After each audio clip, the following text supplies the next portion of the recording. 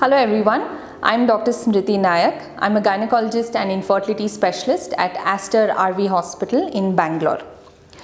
Today I will be talking to you about the fertile period to try for pregnancy and give you 5 best tips on how to know when you're ovulating. I'd like to start off by telling you about the menstrual cycle. The menstrual cycle for every woman ranges from 25 to 35 days. And usually the ovulation takes place in the middle of the cycle. So if you have a 28-day cycle, the ovulation happens in and around the 14th day. For example, if you've had a period on January 1st and your next period falls on January 31st, you have a 30-day cycle. So your ovulation will take place somewhere around the 15th day of the cycle. Now, the first part of the cycle is predominantly estrogenic phase and the second part is the progesterone phase. So here we have certain symptoms that we can keep a track on to understand if you're ovulating.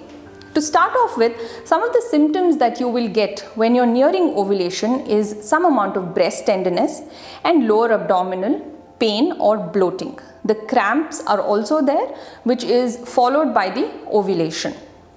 Other than these symptoms, you can also experience increased sexual drive when your ovulation is nearing, and this is mainly because of the estrogen. And then as the ovulation occurs in the progesteronic phase, your sex drive can reduce. After having told you about the symptoms to be aware of, I will tell you about the 5 ways in which you can detect if you have ovulated. The first most common method that we advise all patients to do is the calendar method. There are umpteen number of apps nowadays through which you can track your period and track your ovulation date. So if you just feed in your cycle duration and your last menstrual period date, the app automatically tells you when are your fertile days. But this can be done even manually, where you note down your days and then you check when is the middle of your cycle. The concept here is you should have intercourse or be in contact with your spouse in and around the days of ovulation, because once the egg is released, it stays viable for 12 to 24 hours and the sperms which are deposited in the vagina stay viable for 48 to 72 hours. So in and around the ovulatory period, if you have intercourse, there is always a higher chance of pregnancy. So moving on to the second method is the basal body temperature. Even though this seems like a very obsolete and old method, it is a little cumbersome, to be honest. So this involves checking your body temperature first thing in the morning as soon as you get up, without even doing any of your other routine activities. And it is noted that during the ovulation, your body temperature increases by somewhere around 0.2 to 1 degree Celsius. The problem with this method is that you've already ovulated and it's too late. You cannot really detect when exactly the ovulation happened. Your body temperature increases after the ovulation. The third method is the cervical mucus testing method. The cervix is the opening of the uterus. Now the cervix produces certain amount of secretions which vary with the cycle.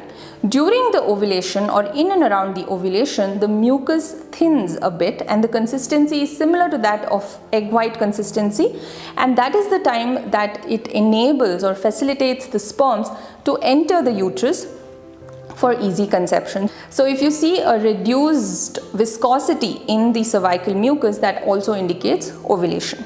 The fourth way to get to know if you've ovulated is through ovulation test kits. These are available over the counter and they detect a rise in your LH. LH is the luteinizing hormone, and ovulation usually follows a spike in your LH.